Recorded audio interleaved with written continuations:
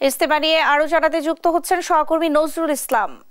নজরুল, ইস্তেমা ময়দানে মুসল্লিদের উপস্থিতি কেমন দেখছেন আর বিস্তারিত জানাবেন।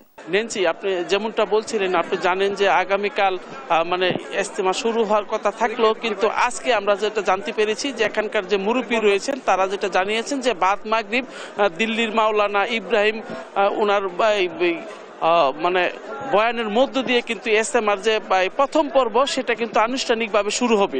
তো এই উপলক্ষে কিন্তু আপনি জানেন যে আমি যেখানটায় দাঁড়িয়ে রয়েছি সেখানটা কিন্তু ময়দানে কিন্তু খিত্তায় খিত্তায় হাজার হাজার মানুষ কিন্তু অবস্থান নিয়েছেন এবং অবস্থান নিয়ে কিন্তু তারা দিন এবং আখলাতের কথা শুনছেন। এইভাবেই কিন্তু গাজীপুরের টঙ্গী তুরাগ নদীর তীরে আপনি জানেন যে সর্ববৃহৎ ধর্মীয় সমাবেশ বিশ্ব ইস্তেমায় কিন্তু অংশগ্রহণ করার জন্য দেশের বিভিন্ন প্রান্ত থেকে এখানে কিন্তু আপনার 41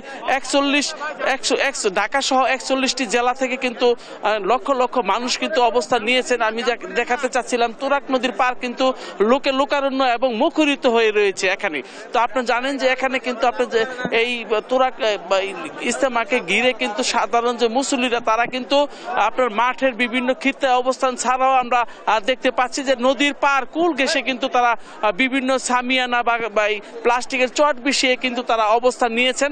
তো আপনি যদি দেখাতে চাই যে এখানে কিন্তু তুরাগ নদীর কুল ঘেঁষে কিন্তু তারা বিভিন্ন ভাবে কিন্তু এখানে তারা ইস্তেমায় অংশ নেওয়ার জন্য কিন্তু তারা অবস্থান করছেন। এর পাশাপাশি যদি আমি দেখাতে চাই যে বিভিন্ন রাস্তা কিন্তু এখন লোকে লোকারণ্য এবং সব জায়গায় কিন্তু আপনার মানে লক্ষাধিক মানুষের লক্ষ লক্ষ মানুষের কিন্তু উপস্থিতি আমরা দেখতে পাচ্ছি। তো এইভাবেই কিন্তু মুখরিত টঙ্গী তুরাগ নদীর পার। তো এর পাশাপাশি আপনার বিদেশি যে মেহমান রয়েছে সেই মেহমানরা কিন্তু আপনার এখানে কিন্তু আসছেন এবং তারাও দেখেছি যে পাকিস্তান, নেপাল, ইন্দোনেশিয়া এই সমস্ত দেশ থেকে বেশ কিছু দেশ থেকেও কিন্তু বিদেশি যে মেহমান রয়েছে তারা কিন্তু ইস্তেমা ময়দানে এসে অবস্থান নিয়েছেন। এবং এর পাশাপাশি আপনি যদি বলতে চাই যে নিরাপত্তার একটা চাদরে কিন্তু ঢেকে ফেলা হয়েছে। এই ইস্তেমাকে ঘিরে কিন্তু কয়েক স্তরের নিরাপত্তা ব্যবস্থা জোরদার করা হয়েছে, অর্থাৎ সিসিটিভি থেকে শুরু করে ওয়াচ টাওয়ার এখানে কিন্তু সার্বক্ষণিক মানুষকে কিন্তু মনিটরিং করা হচ্ছে এবং মানুষকে দিক নির্দেশনা দেওয়া হচ্ছে। এবং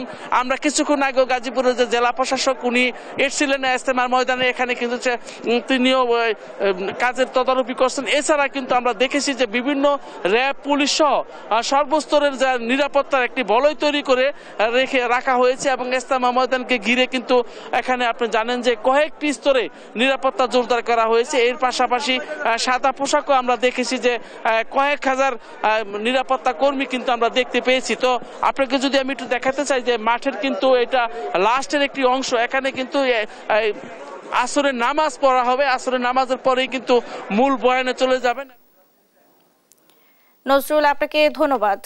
দর্শক, টঙ্গীর তুরাগ নদীর পাড় থেকে আমাদের সঙ্গে যুক্ত হয়েছিলেন সহকর্মী নজরুল ইসলাম।